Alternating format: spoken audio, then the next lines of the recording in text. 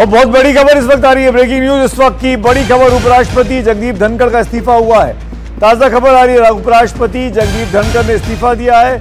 वजह क्या है, जानकारी की अपने रिपोर्टर से अपडेट लेकर, लेकिन फिलहाल एक लाइन की जानकारी जो मिली है, इस वक्त वो उपराष्ट्रपति जगदीप धनखड़ ने इस्तीफा दिया है। जगदीप धनखड़ साहब उपराष्ट्रपति तो ही है, राज्यसभा के चेयरमैन भी है। संसद का सत्र आज से शुरू हुआ है। मेरे साथ मेरे सहयोगी हिमांशु जुड़ गए। हिमांशु, क्या जानकारी है?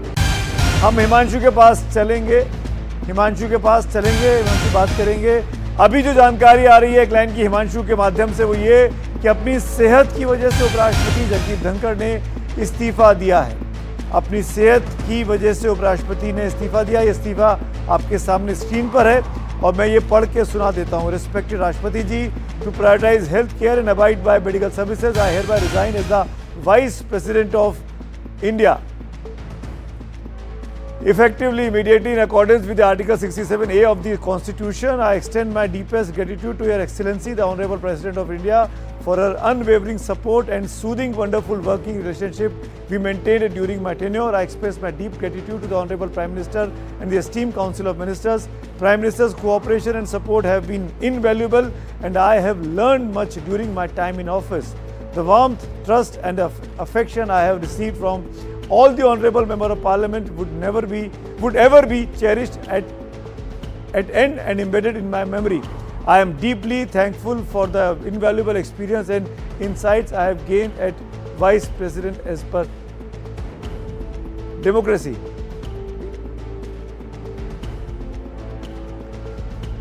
It has been privilege and satisfaction to witness and partake in India's remarkable economic progress and unprecedented exponential development during this significant period. Serving in this transformative era of our nation's history has been a true honor. As I leave this chamber of office, I am filled with pride in Bharat's global rise and phenomenal achievements, and hold unwavering confidence in her brilliant future. With due respect, with deepest respect and gratitude. ये अभी की ताज़ा खबर, उपराष्ट्रपति जगदीप धनखड़ साहब ने अपने पद से इस्तीफा दे दिया है। हम और जानकारी के लिए अपने सहयोगी के पास चलेंगे। मेरे सहयोगी हिमांशु शेखर हमारे साथ जुड़ रहे हैं। हिमांशु, क्या आप मुझे सुन पा रहे हैं? हिमांशु के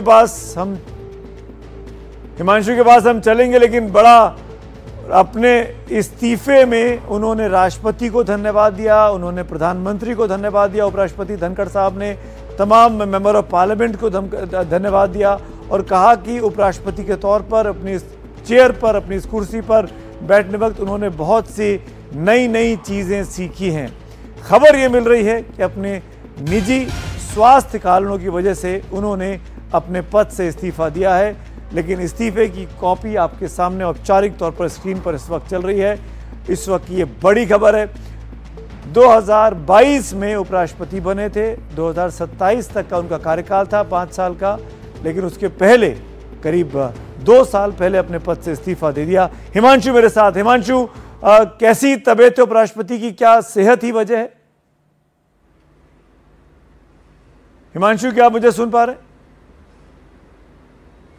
हिमांशु, क्या आप मुझे सुन पा रहे हैं? जी सुमित, जी सुन पा रहा हूं। बताइए क्या वजह रही? जी मैं सुन पा रहा हूं।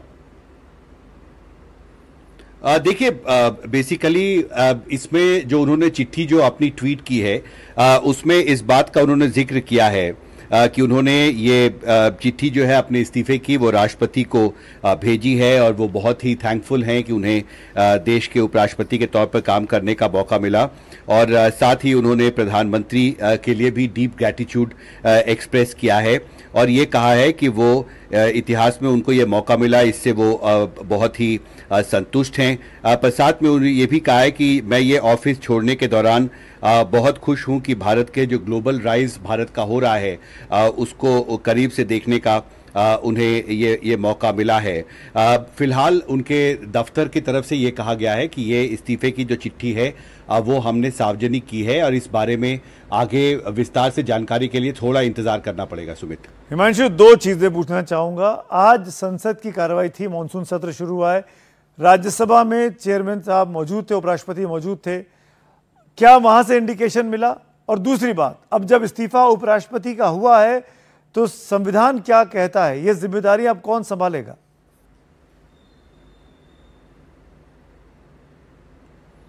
देखिए, दो बातें हैं। अभी मैं देख रहा था उन्होंने जो चिट्ठी सार्वजनिक की है अपने इस्तीफे की, उसके पहले दो लाइन का मैं जिक्र करता हूं Sumit. To prioritise health care and abide by medical advice, I hereby resign as the Vice President of India in accordance with Article 67A of the Constitution। तो इन्होंने एक हेल्थ का एक जिक्र किया है, अपने मेडिकल एडवाइस के आधार पर यह फैसला किया है, इसका जिक्र उपराष्ट्रपति ने किया है।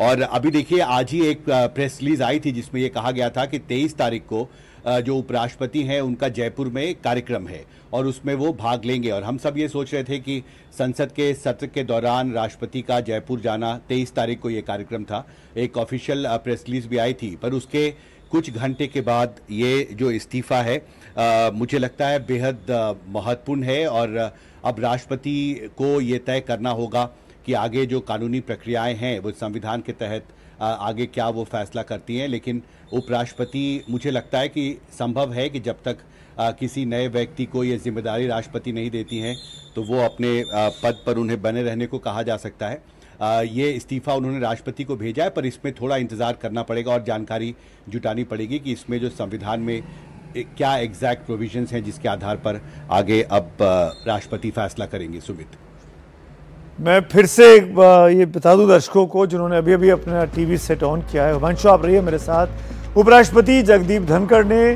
डॉक्टरों की सलाह पर अपनी सेहत की वजह से अभी अचानक इस्तीफा दे दिया है। अभी करीब 2 साल का कार्यकाल उनका बाकी था। अगस्त 2022 में वो उपराष्ट्रपति बने थे, अगस्त 2027 तक का उनका कार्यकाल होता है, लेकिन जुलाई 2025 में आज 21 जुलाई को उन्होंने इस्तीफा दे दिया। उपराष्ट्रपति ने इस्तीफा देने के बाद अब सवाल ये उठता है कि राज्यसभा के वो सभापति हैं, राज्यसभा की कार्रवाई के सभापति होते हैं, चेयरमैन होते हैं, उनकी अगुवाई में राज्यसभा की कार्रवाई चलती है और वहाँ पर एक उप सभापति भी होता है जो हरिवंश जी हैं आज की तारीख में भी सत्तारूढ़ दल की तरफ से।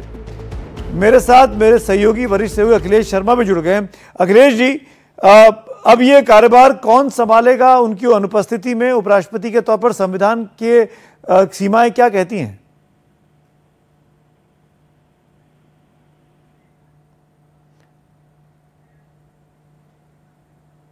हम हिमांशु के पास चलते हैं, अखिलेश जी से संपर्क नहीं हो पा रहा है। हिमांशु, तो उपराष्ट्रपति का कार्यभार जो है वो जबकि इस्तीफा दे दिया है तो राज्यसभा की कार्रवाई में तो दिक्कत नहीं आएगी, वो उप सभापति संभाल लेंगे? देखिए, निश्चित तौर पर जैसा मैंने कहा कि एक प्रेस रिलीज आया था उपराष्ट्रपति का जो सेक्रेटेरिएट है उससे, जिसमें यह कहा गया था कि 23 तारीख को राष्ट्रपति का जयपुर में कार्यक्रम है। और जब भी हमने देखा है कि इसके पहले भी जब उपराष्ट्रपति खुद अनुपस्थित रहते हैं सदन में तो जो डिप्टी चेयरमैन है उनको ये जिम्मेदारी दी जाती है और उन्होंने बहुत बखूबी इस जिम्मेदारी को निभाया भी है। तो जहां तक राज्यसभा के संचालन का सवाल है, डिप्टी चेयरमैन भी हैं और वहां पर एक ग्रुप भी होता है सांसदों का जिसको ये अधिकार दिया गया है। लौटता हूं मैं आपके पास, पूर्व मुख्य चुनाव आयुक्त एस भाई कुरैशी साहब मेरे साथ फोन लाइन पर हैं।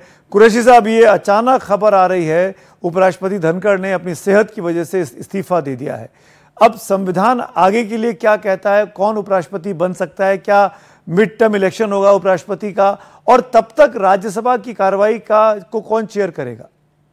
देखिए, इसमें 2-3 बातें आपने कही कि इसमें इससे पहले तो ऐसा कभी हमने होता देखा नहीं कि उपराष्ट्रपति ने मिड टर्म रिजाइन कर दिया हो या उनके निधन हो गया हो, किसी भी वजह से वैकेंसी हुई हो, हमने तो देखा नहीं। लेकिन क्योंकि वहाँ डिप्टी चेयरमैन तो है ही ऑलरेडी, तो डिप्टी चेयरमैन इमीडिएटली ऑटोमेटिकली वो तो टेक ओवर करेंगे ही करेंगे, यानी प्रिजाइड करेंगे उस पद पे, भले ना हो लेकिन प्रिजाइड करेंगे। और बाकी जो पैनल है वो पैनल के मुताबिक वो राज्यसभा की कार्रवाई तो डिस्टर्ब नहीं होगी।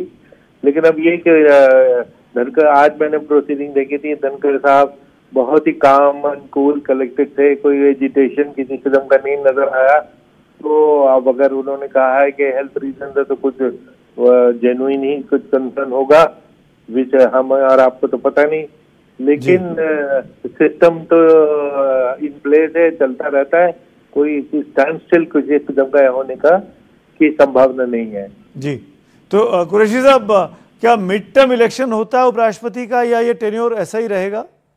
नहीं, मिड टर्म इलेक्शन हो सकता है, क्योंकि वैकेंसी हुई है तो मिड टर्म इलेक्शन तो मेरे ख्याल से करना ही पड़ेगा, जितनी जल्दी कन्वीनियंट हो।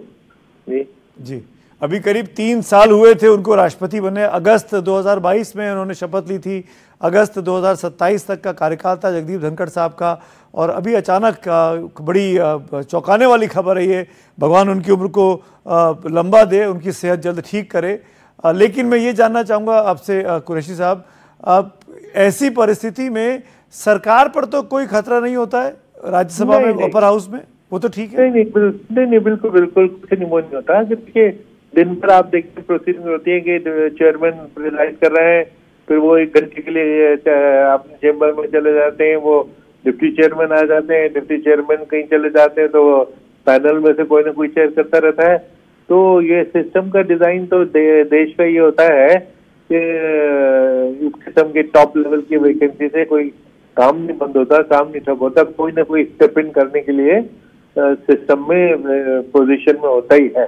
तो ऑफकोर्स बहुत अफसोस और दुख की बात है, और अचंभा है कि ये एग्जैक्टली उनकी सेहत को क्या हुआ। और जैसा आपने कहा, खुदा उनको अच्छी लंबी उम्र दे, उनको अच्छी सेहत दे। और मैंने तो बल्कि आज मैं देख रहा था, मुझे तो एक्स्ट्राऑर्डिनरीली वो काम एंड कूल लग रहे थे, वरना नॉर्मली शोर मशराबे में कुछ न कुछ थोड़ा सा एजिटेटेड भी और गुस्से में भी होने का देखा करते थे, लेकिन आज तो बहुत ही वो काम थे। तो सडनली ये क्या हुआ, ये मैं खुद हैरान हूँ बिल्कुल। जी, शायद डॉक्टरों की सलाह हुई होगी कुछ उनको। ये भी हो सकता है, क्योंकि ये भी नहीं कि किसी किस्म का भाई सरकारी प्रेशर उन पे हो, क्योंकि सरकार के और उनके रिलेशन तो बहुत ही अच्छे थे, वरना समटाइम्स वो प्रेशर भी सेहत पे असर डाल सकता है, लेकिन इस किस्म की तो सिचुएशन थी नहीं। और आज तो मैंने तो जितना देखा था, कोई बहुत ज्यादा अपोजिशन की तरफ से भी जितना भी थोड़ा बहुत मैंने देखा, कोई बहुत शोर शराबा या ऐसा तो देखा नहीं। जी ठीक है, शुक्रिया कुरैशी जी, आपने वक्त निकाला, थैंक यू सो मच। हमारे साथ एसवाई कुरैशी थे, जो पूर्व मुख्य चुनाव आयुक्त रह चुके अपने देश के। मेरे साथ मेरे सहयोगी अखिलेश शर्मा भी जुड़ गए। अखिलेश, अचानक जैसा कि अभी अभी कुरैशी साहब भी बोल रहे थे कि आज की प्रोसीडिंग में वो बहुत शांत दिखाई दे रहे थे। अखिलेश जी, आपको मेरी आवाज आ रही है? जी आ रही है जी। तो आज की प्रोसीडिंग्स में बड़े शांत दिखाई दे रहे थे, क्या हुआ है? कुछ और जानकारी आप दे सकते हैं हमको इस बारे में? देखिए, जो कारण बताया गया है वो तो गले से नहीं उतर रहा है सुमित। उन्होंने कहा है, एक पत्र में राष्ट्रपति को जो पत्र लिखा है उसमें कहा है कि स्वास्थ्य कारणों से, मेडिकल एडवाइस के कारण वो अपने पद से इस्तीफा दे रहे हैं। बल्कि मुझे याद है कि इस साल मार्च 2025 में जब उनकी तबीयत अचानक खराब हुई तो उनकी छाती में बहुत तेज दर्द था। उसके बाद उन्हें रात को 2 बजे all India institute of medical sciences ले जाया गया था, वहां पर उनकी प्रोसीजर भी हुई थी और उसके बाद वो घर आ गए थे।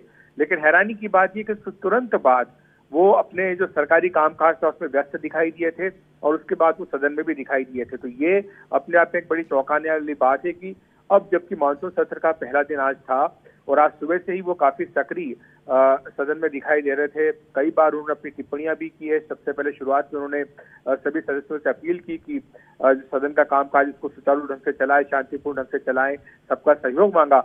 और शाम को 4 बजे उनकी रूलिंग भी आई एक तरह से, क्योंकि देखिए जस्टिस वर्मा को हटाने का जो मोशन है वो लोकसभा में दिया गया है और राज्यसभा में भी उसको दिया गया और ताबड़तोड़ दस्तखत करवाए गए थे। हम वहां पर मौजूद थे रक्षा मंत्री राजनाथ सिंह के कमरे के बाहर, जहां पर एक के बाद एक लाइन लगा करके बीजेपी के राज्यसभा के सांसद वहां पर आ रहे थे और दस्तखत कर रहे थे। हमने पूछा कि किस चीज पर दस्तखत कर रहे हैं तो उन्होंने किसी ने सीधा जवाब नहीं दिया, लेकिन बताया गया कि जस्टिस वर्मा को हटाने के मोशन के अलावा कुछ और भी बातें थी जिस पर उनके दस्तखत करवाए जा रहे थे। वो क्या थे कागज, इसका खुलासा भी नहीं हो पाया। लेकिन अब से कुछ देर पहले ये खबर आई कि जगदीप धनखड़ ने इस्तीफा दे दिया है, स्वास्थ्य कारणों का हवाला दिया है। तो ये बात गले नहीं उतरती, क्योंकि वो पूरे दिन सदन में रहे हैं, उनका स्वास्थ्य पूरी तरह से ठीक है और मार्च की जो उनकी जो सर्जरी प्रोसीजर हुई थी उसके बाद से भी लगातार वो सक्रिय रहे हैं। हर दूसरे तीसरे दिन उनका दौरा हुआ है, कभी राजस्थान गए हैं, कभी उत्तराखंड गए, कभी किसी जगह गए, कभी कहाँ गए। तो इसलिए ये बहुत ही सरप्राइजिंग है कि उन्होंने कदम उठाया है। जहाँ तक उनकी टेन्योर का सवाल है, अगस्त 2022 में वो उपराष्ट्रपति बने थे, तो यानी अभी उनका केवल 3 साल ही कार्यकाल पूरा हुआ है, 2 साल का कार्यकाल बाकी है। और मैं आपको ये भी बता दूं कि उनका जो कामकाज है उसको लेकर वो विवादों में रहे हैं और पिछले साल दिसंबर में अपोजिशन पार्टी से उनके खिलाफ नो कॉन्फिडेंस मोशन भी लेकर के आए थे, जो बाद में जो उप सभापति हैं हरिवंश, उन्होंने उसको खारिज कर दिया था। लेकिन उनको लेकर के विवाद होते आए हैं, उनकी टिप्पणियों को लेकर विवाद होते आए हैं, और इसीलिए अब जो उनका ये फैसला है निश्चित तौर पर ये भी विवाद पैदा करेगा। फैसला विवाद पैदा करेगा। अब तो आपने कहानी को एक नया और रहस्यमयी ट्विस्ट दिया है अखिलेश जी। मेरे साथ मनोरंजन भारती जी भी जुड़ गए हमारे साथ, हमारे वरिष्ठ सहयोगी जो आज दिन भर संसद में रहे और कवर किया। अब क्या रहा मनोरंजन जी, ये मेडिकल एडवाइस पे इस्तीफा दे रहे हैं, अखिलेश जी बोल रहे हैं गले नहीं उतर रहा है ये बात, कुछ और कहानी है क्या इसके पीछे? मैं क्या समझूं, हम लोग क्या समझें? जैसा कि अखिलेश ने कहा, ये बात किसी के गले उतर नहीं रही है। और मैं आपको बता दूं कि जो भी पार्लियामेंट कवर करता है उसको मालूम है कि क्या कुछ चल रहा था पिछले दिनों से सरकार के बीच में और धनखड़ साहब के बीच में, उपराष्ट्रपति के बीच में। अब अभी कहना कुछ मेरे लिए उचित नहीं होगा, अखिलेश कुछ ज्यादा इस पर बता सकते हैं। लेकिन पिछले कुछ दिनों से एक आप कहें कि कुछ अच्छा नहीं था, नहीं हो रहा था सरकार और धनखड़ साहब के बीच में। आज ही जब हम लोग इकट्ठा थे संसद में, ये कहा गया कि कल जो है वो जस्टिस वर्मा वाले के मामले में वो प्रस्ताव को मंजूरी देंगे।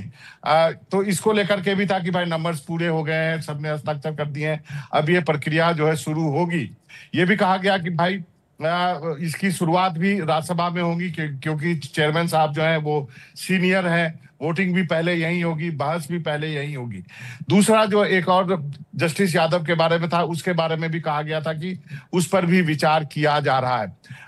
एक चीज जो सेंट्रल हॉल की गॉसिप, हालांकि अब सेंट्रल हॉल नहीं है लेकिन संसद के गलियारों में कहा जा रहा, जो चीजें कही जाती है कि जब अमेरिकी उपराष्ट्रपति आए थे और उनकी मुलाकात धनखड़ साहब से नहीं हो पाई थी, तब वो थोड़े वो परेशान हुए थे। उनका कहना था कि वो भी उपराष्ट्रपति हैं और मैं भी उपराष्ट्रपति हूं, तो उस अनुसार प्रोटोकॉल के तहत हमारी मुलाकात होनी चाहिए थी। तो ये सब चीजें जो है सरकार में जो चीजें सुनाई देती है, क्या कारण रहा होगा ये कहना मुश्किल है। उन्होंने कारण तो बताए हैं कि स्वास्थ्य के कारण से दिया, लेकिन जो भी रिपोर्टर पार्लियामेंट कवर कर रहे हैं उनको मालूम है कि जरूर जो है वो सब कुछ ठीक नहीं था इन दोनों के बीच।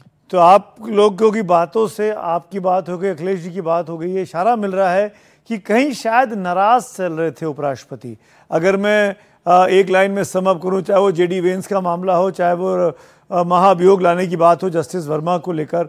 हिमांशु ने हाथ उठाया। हिमांशु, आप कुछ बोलना चाह रहे थे, आप भी संसद में थे आज दिन भर। हिमांशु बताइए। जी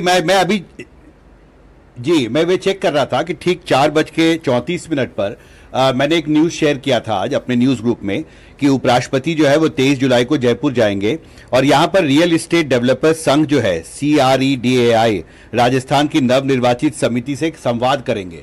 तो करीब 5 घंटे पहले ये ऑफिशियल नोट जो है कम्युनिक रिलीज किया गया था वाइस प्रेसिडेंट सेक्रेटेरिएट की तरफ से। इसका यह मतलब है कि 4 बजे के आसपास उपराष्ट्रपति का जो दफ्तर है, जो सेक्रेटेरिएट है, वो जयपुर दौरे की तैयारी कर रहा था और इसका ऐलान जो है वो प्रेस रिलीज के जरिए किया गया है। और इसमें यह भी लिखा था कि भारत के उपराष्ट्रपति जगदीप धनखड़ 23 जुलाई को एक दिवसीय दौरे पर जयपुर जाएंगे और अपनी इस यात्रा के दौरान वो रामबाग पैलेस में confederation of real estate developers association of India Rajasthan की नवनिर्वाचित समिति के सदस्यों से संवाद करेंगे। और मुझे लगता है जब ये रिलीज आया था तो मैं अपने दोस्तों से संसद में बात कर रहा था कि अभी बहुत ही मुश्किल स्थिति हो सकती है, बहुत चीजों पर विवाद चल रहा है संसद में, पर राष्ट्रपति का जयपुर जाना इस विवाद के बीच फिर लगा कि क्योंकि संचालन के लिए उपसभापति होते हैं और इसलिए राज्यसभा में तो कोई दिक्कत नहीं होनी चाहिए। लेकिन 4 बजे तक वाइस प्रेसिडेंट सेक्रेटेरिएट की तरफ से यह कंफर्मेशन आया था कि राष्ट्रपति जयपुर जाने वाले, यानी 4 बजे तक सब कुछ ठीक था, उनका दौरा भी फाइनल हो चुका था, उसकी डिटेल्स भी सार्वजनिक किए गए थे। पिछले 4-5 घंटे में क्या हुआ है, मुझे लगता है ये एक देखने वाली बात होगी। हिमांशु, आपकी बात सुनकर, बाबा मनोरंजन भारती की बात सुनकर और अखिलेश जी की बात सुनकर कहानी के पीछे और जाने का मन कर रहा है। अखिलेश हमारे साथ हैं, जुड़े हुए हैं फोन लाइन पर। अखिलेश जी, क्या जस्टिस वर्मा पर महाभियोग लाने की बात जो थी, जिसके लिए खुद उपराष्ट्रपति भी बोल चुके थे, क्या वो राज्यसभा में ना आकर लोकसभा में पहले आ रहा है? उसको लेके नाराजगी है, जेडी वैंस वाला इशू है उसको लेके नाराजगी है, या वाकई में सेहत ही वजह है? अखिलेश जी देखिए, सेहत का वजह तो जो है उन्होंने खुद अपने पत्र में लिखा है, और सेहत तो उनकी खराब हुई थी मार्च 2025 में। जैसे मैंने कहा कि उनको रात को 2 बजे एम्स ले जाया गया था, और उसके बाद वहां पर उनकी बाद में प्रोसीजर भी हुई थी, और लेकिन उसके बाद वो स्वस्थ हो गए थे, और उसके तुरंत बाद वो सदन में भी नजर आए थे। जैसा कि मैंने कहा कि लगातार वो दौरे भी करते रहे हैं देश के अलग अलग हिस्सों के, तो इस लिहाज से स्वास्थ्य की बात तो मुझे अब गले नहीं उतर रही है कि स्वास्थ्य के कारण उन्होंने इस्तीफा दिया। और अमूमन होता यही है कि जब कोई नाराज होकर इस्तीफा देता है तो स्वास्थ्य की ही बात कहता है, तो इसलिए इस मामले में तय में जानना होगा कि आखिर क्या कारण। तो नाराजगी की वजह क्या पता लग रही है अखिलेश जी? नाराजगी क्यों? अभी तो कयास ही लगाया सकता है कि नाराज वाकई है या स्वास्थ्य का ही कारण है, क्योंकि जो बात कही गई है वो तो यही कहा गया है कि स्वास्थ्य के कारण इस्तीफा दिया गया है। लेकिन मैं आपको एक चीज बता दूं कि जहां तक जस्टिस वर्मा के इस्तीफे को हटाने की बात है, ये जरूर है कि लोकसभा में आज जो है सबसे पहले नोटिस दिया गया 145 लोकसभा के सांसदों का, और तब तक ये बात स्पष्ट नहीं थी कि सरकार जो है वो राज्यसभा में भी लेकर के आएगी। लेकिन जब प्रधानमंत्री के साथ मीटिंग हुई वरिष्ठ मंत्रियों की, जिसके बारे में हमने रिपोर्ट किया था, एक के बाद एक कई बड़े मंत्री वहां पर पहुंचे, काफी देर तक ये बैठक चली थी। उसके तुरंत बाद रक्षा मंत्री राजनाथ सिंह के कमरे में सभी मंत्री आ गए थे, इसमें गृह मंत्री अमित शाह, बीजेपी अध्यक्ष जेपी नड्डा, एस जयशंकर, निर्मला सीतारमन, तमाम शिवराज सिंह चौहान, सारे बड़े मंत्री वहां थे। और उसके बाद हमने देखा कि एक के बाद एक अचानक जो बीजेपी के राज्यसभा सांसद थे उनके आने का सिलसिला शुरू हुआ। सब आते गए, सबको ये कहा गया कि हमें बुलाया गया है, और जब वो अंदर गए तो तुरंत बाहर भी आते गए। तो हमने पूछा कि आखिर हुआ क्या है, तो मालूम पड़ा कि उनके दस्तखत करवाए जा रहे हैं। ये नहीं बताया गया कि किस चीज पर दस्तखत कराए जा रहे हैं, लेकिन कहा गया कि जस्टिस वर्मा को हटाने का मोशन राज्यसभा में भी लाया जा रहा है। तो मैंने कहा कि जब लोकसभा में ऑलरेडी मोशन दिया जा चुका है तो ऐसे में राज्यसभा में लाने की जरूरत क्या है। लेकिन ऐसा होता है क्योंकि जो रूलिंग आई है शाम को करीब 4 बजे जगदीप धनखड़ के जो रिमार्क्स आए हैं उसमें उन्होंने स्पष्ट तौर पर यह कहा कि लोकसभा में भी दिया गया है और राज्यसभा में भी दिया गया है। अच्छा। ऐसे में जो कमेटी बननी होती है, क्योंकि आपको याद होगा कि जब नोटिस आता है हटाने का तो कमेटी बनाई जाती है। तो इस कमेटी में सुप्रीम कोर्ट के चीफ जस्टिस हो सकते हैं या सुप्रीम कोर्ट के अन्य जस्टिस हो सकते हैं, हाई कोर्ट के एक चीफ जस्टिस होते हैं और एक एमिनेंट जूरिस्ट होते हैं। तो ये जो कमेटी है अब ये संयुक्त कमेटी बनेगी या एक कमेटी बनेगी या क्या होगा, इसको लेकर के स्थिति स्पष्ट नहीं थी, और यही बात जगदीप धनखड़ ने कही थी। पर क्या ये इतना बड़ा मुद्दा है इसके चलते वो इस्तीफा दे दें, क्योंकि वो भी जानते हैं कि ये उनका जो इस्तीफा है ये सदन के सत्र आज शुरू हुआ है, पहला दिन ही है, और ऐसे समय पर उनका इस्तीफा देना ये कई बड़े सवाल खड़े करेगा सरकार के सामने, सरकार को असहज स्थिति में डाल देगा। अभी उपराष्ट्रपति कौन बनेंगे ये बड़ा प्रश्न रहेगा। दूसरी बात ये रहेगी कि सदन कौन चलाएगा, क्योंकि हरिवंश तो है उपसभापति जो कि चला सकते हैं, लेकिन उपराष्ट्रपति का पद अब खाली हो जाएगा। तो ऐसे में क्या परिस्थितियां होती हैं, और ये जब तो मुझे लगता है जहां तक मेरी मेमोरी सर्व कर रही है